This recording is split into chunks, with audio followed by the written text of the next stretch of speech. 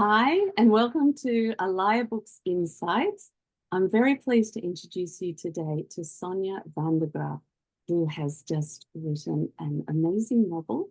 It's going to be published now, and it's called The Painter from Seville. It'd be really interesting to know a little bit of the background as to maybe where this idea came from or how this novel sort of came, all the pieces came together. It'd be lovely if you could share that with us. Sure. It was a bit of a process. So I first went to Seville in my 20s and I was absolutely captivated. And I kept returning to the city. And if you've ever been to Seville, it fires up the imagination. And I think it makes you wonder, what was the Spanish Golden Age like? What was going on in people's lives during the time of Christopher Columbus and the discovery of the New World, the Americas and the Canary Islands? And so I did a lot of reading behind that time in Seville. And it was super interesting because at that time in Seville, actually, there wasn't a lot of art going on. But everybody knows that in the early 1500s, there was a lot of art going on in Italy, which was just neighboring. And so that got me thinking, why was Seville not catching on with the Italian rage of the Renaissance? And various reasons, I suppose, which we don't need to go into here. But I wanted to write a book about a young female artist set in that time in Seville. And the fact is that artists traveled a lot in those days. Artists from Italy went to Germany, the Netherlands, and vice versa. They were all cross-pollinating and getting ideas from one another, and even going to the UK across the pond. And so I imagined an Italian artist who was steeped in the Renaissance and during the time of Leonardo and Raphael, having to leave Italy, having to leave the land that he loved, and being on the run and going to Seville as a sort of an escape, and meeting this young female artist and influencing her. And then the story sort of took off from there. Oh, wow. Oh, that's fantastic. Yeah. So this has almost been boiling since your 20s, kind of. I mean, at that I time, did you have suppose imagined so. ever writing a novel about Seville? Um, I guess insomnia is a great thing for Yeah. actually doing stuff, right? So, um, while all these ideas were going on, imagining what's going on in Seville at that time, why is art not really taking off here? I was doing a lot of reading and struggling with insomnia. And so I thought, well, why not just try and write a story about it? And I had always wanted to do something like that, write a book or a piece of music or something. And I thought, well, I know a lot about this period of art. I know a lot about what was going on in Spain at that time. So let's see if I can actually make a story out of it that people want to read, because that's the key, right? You want a story that Yes. people are keen to read and that is readable. And I think from the reaction of the readers so far, you have definitely achieved that. This is a book that people will want to read. And I think it's such a unique and interesting story, just as you have outlined. I love the fact that it's a female protagonist. Is there an aspect of yourself in? Of course. Yeah. Okay. Yeah, I mean, in every character, actually, there's quite a few characters, but I I think in every character there's an aspect of me. All of the good characters, the bad characters, there's an aspect of me in each of them. Um, because for me at least, I write from my experience and who I am, and there's lots of shades of grey in people, and yeah, I mean, especially the creative urge. I've always wanted to create something that is readable, and Francesca, the main character, has has that creative urge. Yes, yes, very much so. That's fantastic. So how did you actually start putting pen to paper, and how many years ago? Now that the book is just in its final form. Yeah, Yes. So yeah, it how did take many a years while. this whole process? Yeah. I think I spent too much time researching, actually, Oh, because looking back now, what really matters is the story. okay. And you can flesh out the accuracies, the technicalities of being a painter and doing painting, and what it's like to live in that time after the story is written. But for me, I did the whole thing at the same time. So I researched while I wrote and wrote while I researched. So it did take quite a bit of time. When I started out, I felt that it was really important that it was accurate. Yes. And so it took a lot more time probably Mm. than it really needed to.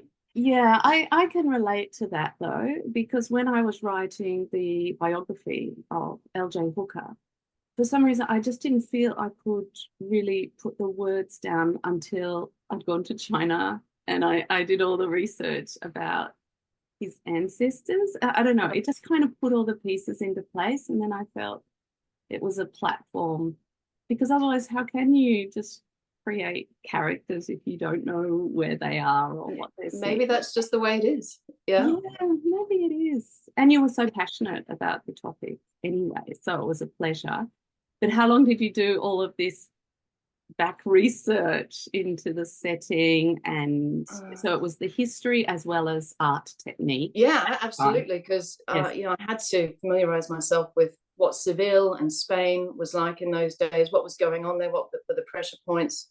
Yes. Actually, the reason that I chose this specific time that I did, which is 1512, was because it had to be by reference to the Jewish purge that happened in Spain Okay. in the late 1400s. So everything that happens in the book is by reference to that date, um, even though it's not necessarily obvious until the end, or as you read along, you realize that that's significant. I'm not really giving anything away by saying that. No, I think you are enticing the readers who are interested in this. Yeah, from woe to go about 10 years. So Sonia, I believe you put the first draft together with the help of a writers group. Please tell me a little bit about that and how it helped you in the process. Yeah, it was really, really important, actually, the being part of that group. We called it the Guardians of the Galaxy. And the reason we called it the Guardians is because we met, or the core of the group met on a course which was being run by the Guardian newspaper. It was Oh, just a 6-week evening course, once a week, and we'd meet up and talk about our books. And it was chaperoned by a professional author. And yeah, it was great. And so after the course finished, a group of us decided to carry on. And that was back in 2018, actually. oh wow. And at that stage, most of us had only got, a few chapters of our books done, but we stuck together, and we're still together now. And a few people have come, a few people have left. And the thing about writing is that it's obviously a solitary exercise. You're sitting there day or night writing on your own. And it's so wonderful if you can talk to people about it, um, and people who are encouraging and are going through a similar thing themselves. Because it's kind of weird, isn't it? You're creating these fictional characters, and it does feel pointless. Like, you're sitting there alone, and this chap, he's evil, and this is happening, and it's like, why are you doing this? This is just ridiculous. So you need to be amongst people who, or it's very, very helpful to be amongst people who Yes. get the insanity of it, and get off on it, and yeah, you can have a good laugh, and absolute honesty. I think Yes. that the thing about the group is that we knew, and we are still together, we know that honesty is really important. It's really vital, because Yes. we want to make a good story and write well. So they're And novelists, like they're creating novels as well. So everybody's completely into fiction. yeah, some of us are doing what's called flash fiction, Oh, which is super interesting, a completely different technique, because flash fiction is like 100 words or 500 words, and you capture an entire story yes. within that framework. And Oh, others that of would us, be an incredible exercise. Good practice, yeah, I think, for the main. it's been great because we all practice doing that actually during our sessions, and it's a very good discipline to Yes. be precise with the words. Because with your novel, I noticed that the pace increases so well as you keep going. So it's kind of It's like a wind-up box, isn't turning, it? and then you want to turn faster and faster, and then you get to a stage where it's like, I've just got to find out what's going to happen. Yeah, that's the goal. I mean, it's what I discovered in writing it is you need to ideally create enough interest in the first page, really, to encourage the reader to want to continue writing, reading. And it's much easier to create interest as the story goes along, because you're familiar with the characters, you know what makes them tick, and you know the story has a momentum. So to try and conjure that interest and that urgency in the first page, therein lies, you know, the trick. Yes. But I think too, because your writing is incredibly eloquent, your vocabulary is obviously so vast. And I think that's for people who love reading good books, I think that will draw in your audience as well. That's my take on the painter of Seville, from Seville. Yeah. And so what do you read? I mean, where did you get this vast vocabulary? Because it's beautiful. You read a lot of novels throughout your whole life, or Yeah, I've read widely since I was, you know, a youngster, and I love reading. It, you know, takes you to a world that is different from the here and now. You know, I work in words. I'm a lawyer by trade, and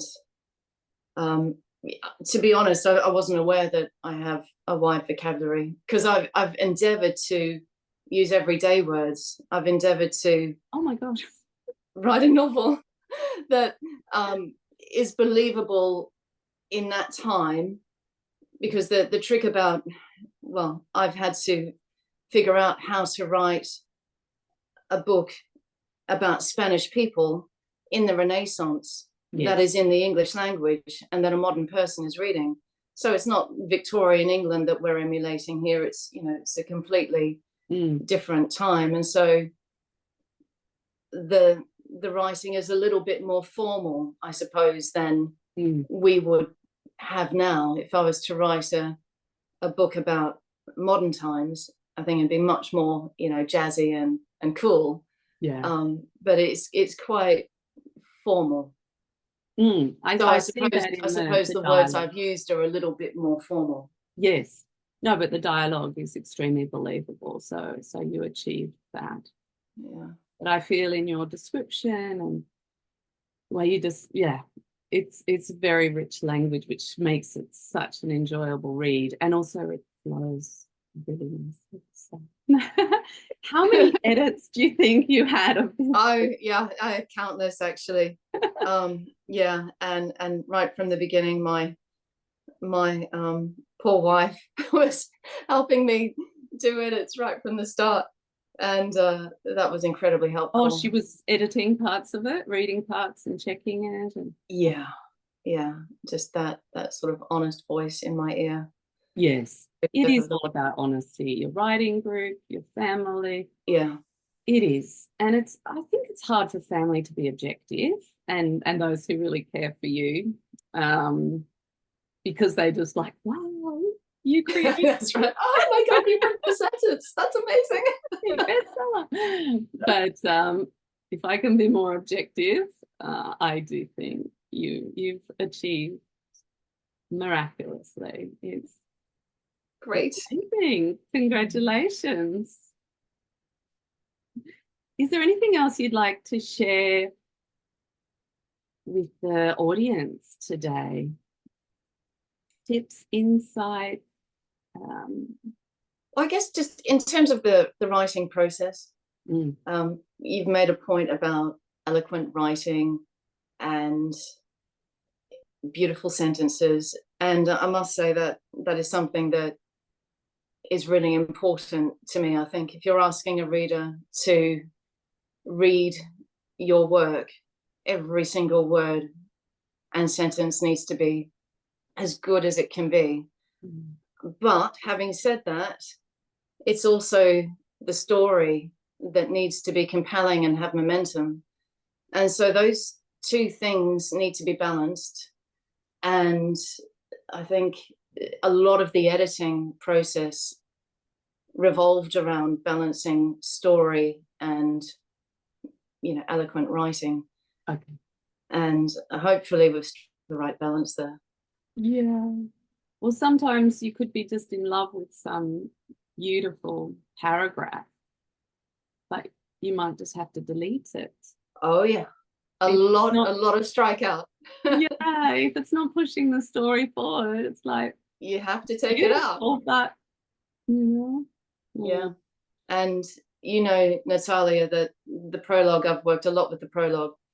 Take it in, take it out, put it in, take it out.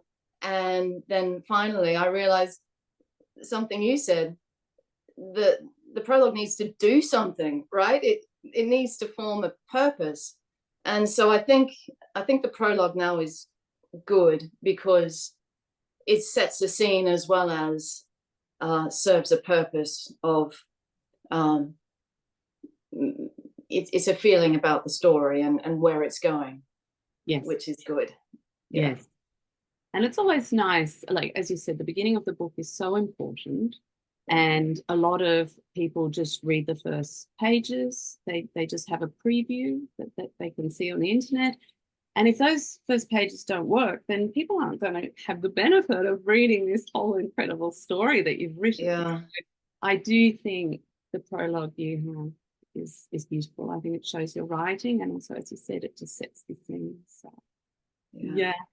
Just another point talking about the history aspect. So do you know much about the Inquisition?